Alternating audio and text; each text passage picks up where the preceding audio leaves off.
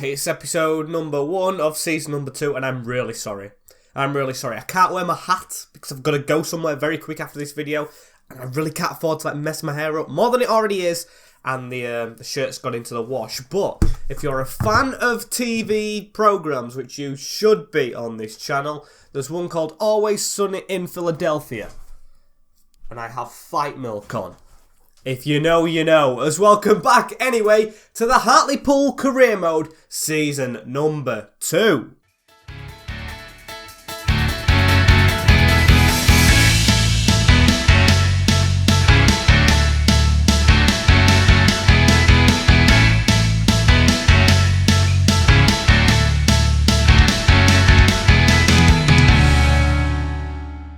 Let's go, as today I'm feeling a lot better about this episode, a lot better about myself. I am feeling, finally, a bit fitter to actually speak, as today we've got a lot to go through. We're in a new division, spoiler alert if you haven't seen the other episodes, which you should have done by now, as yeah, welcome back. We've got pre-season as well. We've picked a tournament in Norway. I think it's 1.5 million that we do get from it as well, and some teams I think we should be beating, as we'll have a look at the team as well. Ratings have gone up before we start this episode. And before we start it, speaking of, make sure you smash that like button. Subscribe to the channel if you're new around here.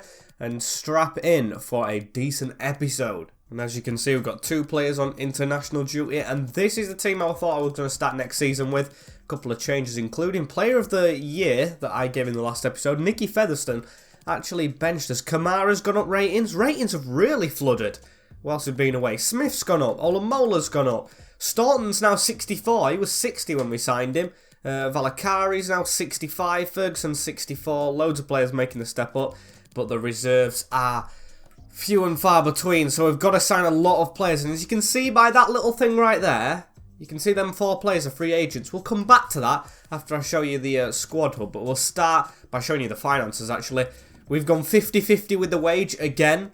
The free agent thing links to that. So we've got 43k in the wage budget, 2.2 million to spend. If we put that all to one side, we've got about 4 million, which is very, very generous of the board. We saved money last year, but I still think that's a lot of money. And speaking about saving money, Youth Academy, that's saving money on players. We got a good player through when I was skipping the season 2, of course. This season, you skipped 2 months at the end of last.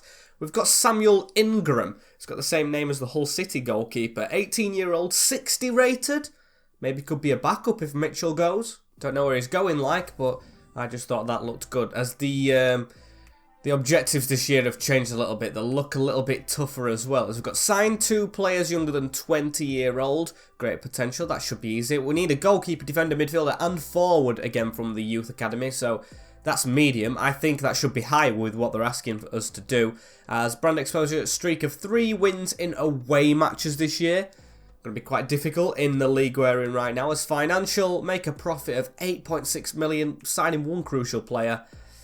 I feel like that's not going to be done, even though that's high. Domestic, avoid relegation, reach the round of 16, and within 2 seasons be mid-table. We want to be higher than mid-table in 2 seasons, and then of course no continental success, if I can even say that right. As one thing I didn't do at the end of last episode, which I should have done, is show you who we're going to be facing in this league, who's got relegated from the league above and everything.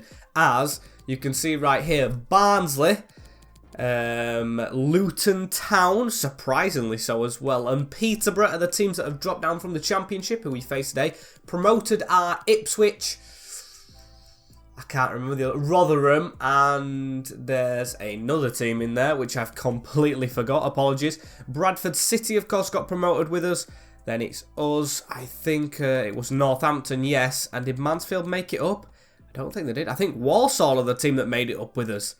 So yeah, the team that we thrashed last season a couple of times, actually in this division. If you care quite a lot, going down from that division was AFC Wimbledon, Accrington, Charlton and Fleetwood. And the other promoted team I forgot was Bolton Wanderers, back in the Championship. As that should be everything rounded up to start the episode off with. As we're looking at the calendar right here, I don't think we're going to get onto this first game. We might do, but it's Oxford at home, so not the easiest of starts. Swansea in the Cup, in the Championship, of course, then. We've got Doncaster, we've got Sunderland, which is kind of a derby game. Leyton Orient in the other Cup. We've got quite a few games, of course. We're in the Papa John's again, Still got another chance at this in League One. And I do want to make some signings straight away, so I'm going to show you the shortlist. Usually I don't do this quick in, but I talked about free agents. Just look at the sheer amount we've got. Not every single one scouted, but it's still going. There's some players that aren't free agents in there as well, but there is a lot of players still scouted as well, and that I would like to sign. But before we get started with that, we're going to play pre-season, of course, or simulate pre-season, as we've had to put Burnham Mitchell in the team because Marinovic and McLaughlin are on international duty. And actually, is this a good opportunity to promote Samuel Ingram straight to the team? He's literally coming off screen and could be straight into the team from the academy, and I'm definitely going to do it. Promote him to the senior squad. Sorry, Patrick Angus and the other one that I didn't see the name of right there, but we do need a goalkeeper on the bench, I'd say, and he might play a bit in pre-season, so welcome to the squad.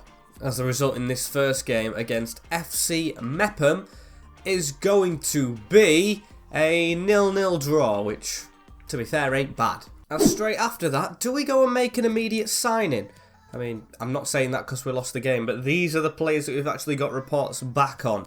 We've got a couple of strikers on there, and to be fair, I think I'm going to go in for one that I did scout before the episode began. It's the first free agent I went to straight away scout, and this is Tyler Magliore. 23-year-old, 62 rated, can play centre-back and right-back. He's going to want a higher wage. I think everyone's going to now. We're in League One, so that's not excused. But for free, looks like he could be just a bit of an older Reece Staunton. And with the departure of Liddell, we could really use him. Now, this is something that's going to go out of the window with all these free signings. Squad roles. I would have loved him to take a rotational, but he's going to want important, yes. So we'll just have to give him it. He wants a 4-year contract. I'll accept that as well. Disregard a release clause. And then the wage, we'll offer 1.8. Want him to take it down a little bit, and he does accept that. Tyler Magliore is number 1 of what could be a high list today. Speaking of squad roles, I think I'm going to go in again for, yes, another player, which hopefully takes like a rotational role, and this is Andrew Toot. Yes, he's very similar to Nicky Featherstone, but midfielders was something we didn't really rotate last season, so a 62 rated as a rotational wouldn't be too bad, as he is quite an older, experienced in League One player, so, he wants an important. That's going to be difficult for me to give him, you know. If he takes a low wage, I'll be done with it, but he's got to take a low wage, so we'll agree on that. No release clause is perfect for Andrew too. Now they want to push forward with terms. I'm going to offer 1.6 for this guy, and if he doesn't take that, no chance he's having this at this club. So goodbye, Andrew Toot. No offence to him, but I feel like I can search for better players elsewhere. As let's talk about. Don't forget to use substitutes. As there's an offer for our top scorer, James Norwood, and it's almost $1 million from Girona. Now, he's 31-year-old, is James Norwood. That is quite difficult. If they're in Division 1 in Spain, I would probably accept it. So I'm going to check where they are. Because I'm not going to lie, I don't think he'd want to try and fluster his career in his home country by going to the 2nd Division in Spain, as they are. Are they in this one? Girona. They are not. Are they in the 2nd Division? Are they in the 2nd Division? They are, so I don't think I'm going to accept that. Why would he want to go and play in the 2nd Division when he's just got promoted as top scorer with Hartlepool?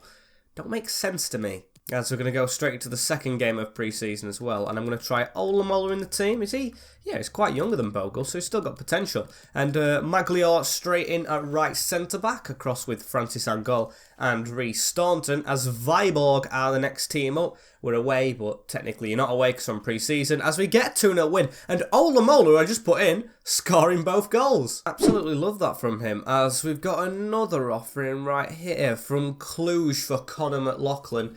Now, he's 30-year-old, but he is high rated, and he, to be fair, did turn it around with us last season, so that's going to be another rejected. I don't want to lose my entire promoted squad. To be fair, I don't think they would want to leave anyways. We're top of this group.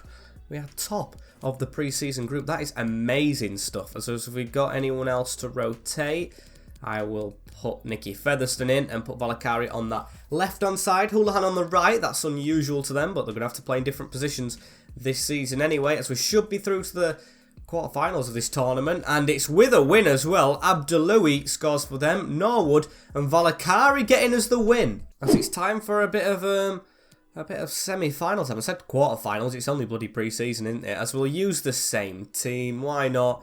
Because it did get us the win. It's quite tired, but they need to get legs under them as it's another win. We might be getting even more money. Right, Valakari and Houlihan again. Late winners is just what the doctor ordered as we play Radomiak Radom in the final of this tournament. As, yes, you might be thinking, oh, Max, you're not making any more signings after looking at them free agents.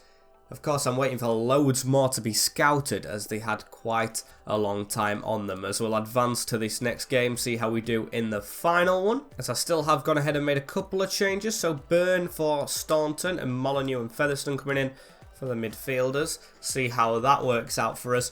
Give some more players a bit of a chance. As the manager rating's gone up to 90 as well before we've made loads of signings.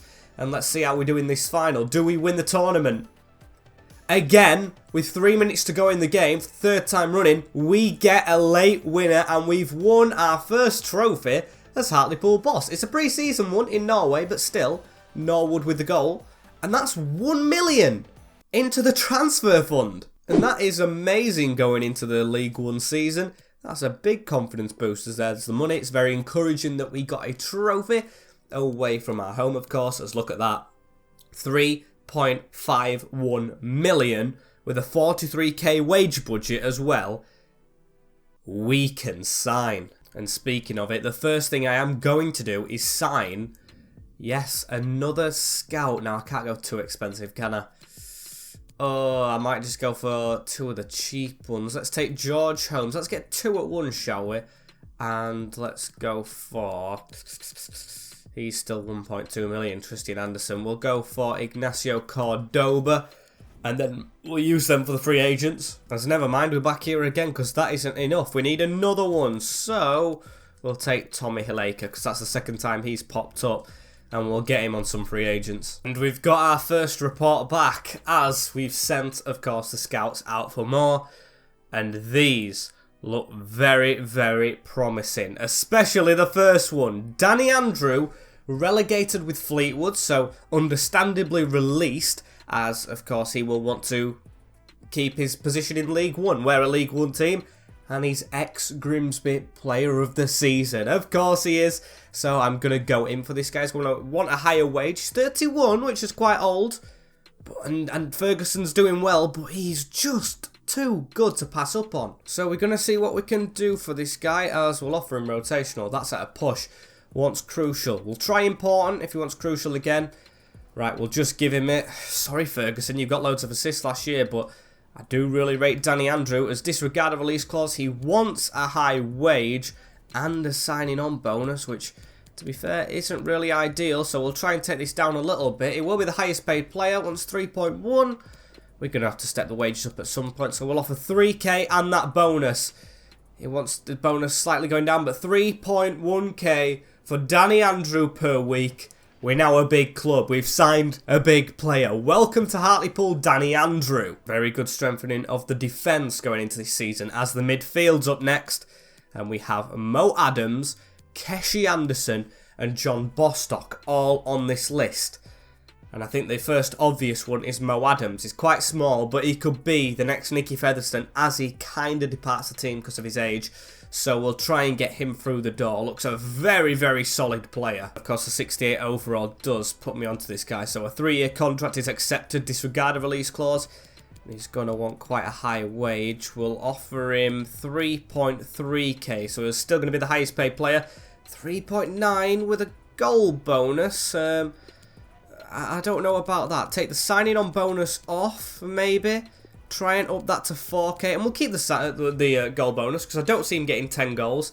He still wants it included though. So we'll remove it.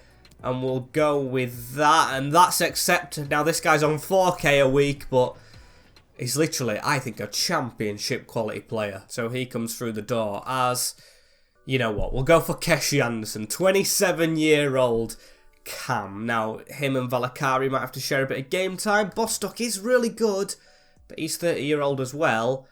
And I don't want a 30-year-old having an important role in this team going forward. So Keshi Anderson's the one. Ex-Blackpool, if I'm not mistaken, as Houlihan's got to watch his back. Sorry saying that about Houlihan, but it's got to be said. As this guy wants 3.1k a week, he's willing to take that cut. So we'll offer him that.